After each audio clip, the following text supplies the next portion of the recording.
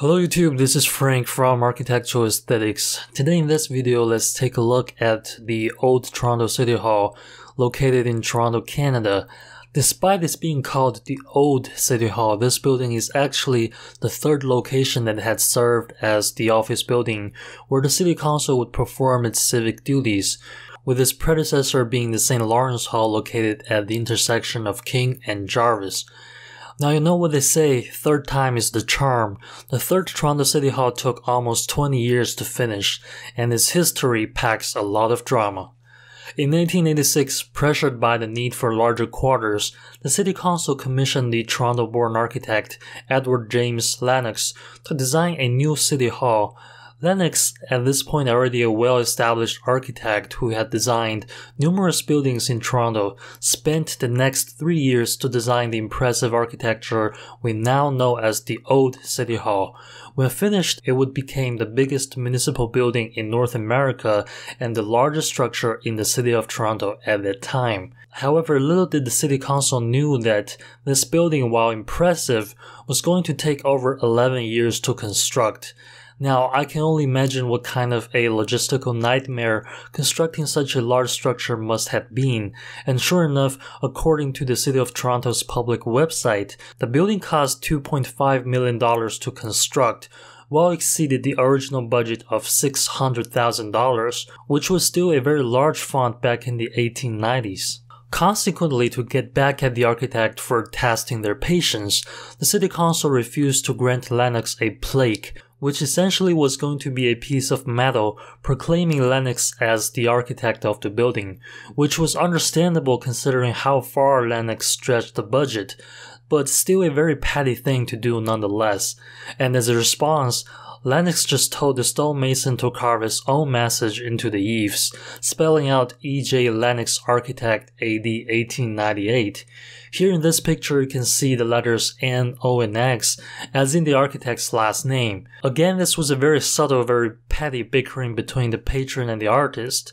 By the way, the photo credit of this image goes to a travel blog called What's Next, whose link I will include in the description. And this story just reminds me of Michelangelo and his Pieta. So the story goes, Michelangelo once overheard somebody attributing the sculpture of Pieta to somebody else instead of him who was the true artist of the work.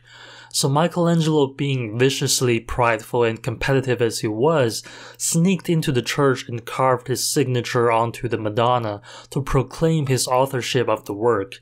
Again, stories like this just caution you not to play with the artist's egos, cause they always get the last word, and not every artist treats their patron with the same respect as Raphael or I.M. Pei.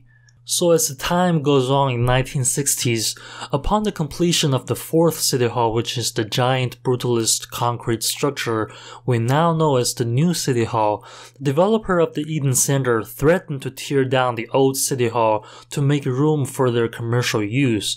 It was at this time that a group of concerned citizens who announced themselves as the Friends of the Old City Hall stood up to the evil, maniacal, greedy corporates and petitioned to preserve the beloved Old City Hall.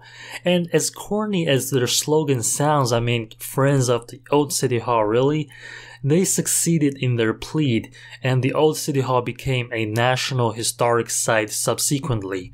And all jokes aside, that was a time when citizens actually congregated together to petition for something meaningful, not some deporting Justin Bieber bullshit.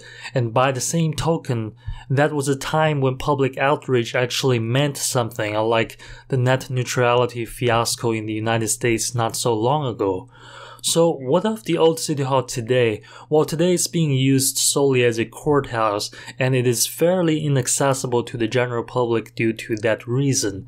Now, as the expiration date of the court's lease of the building approaches, there has been proposals of readapting the building for other uses, such as reappropriate into a national museum. With all that said, the software this image was drawn in is an app called Procreate, a very cheeky name with a wordplay that blatantly disregards our overpopulation problem. But in all seriousness, it is an awesome drawing app that I highly encourage anyone who owns an iPad Pro to check out. So that's it guys, I hope you found this video to be informative, and I will see all of you in the next week's video. Bye bye.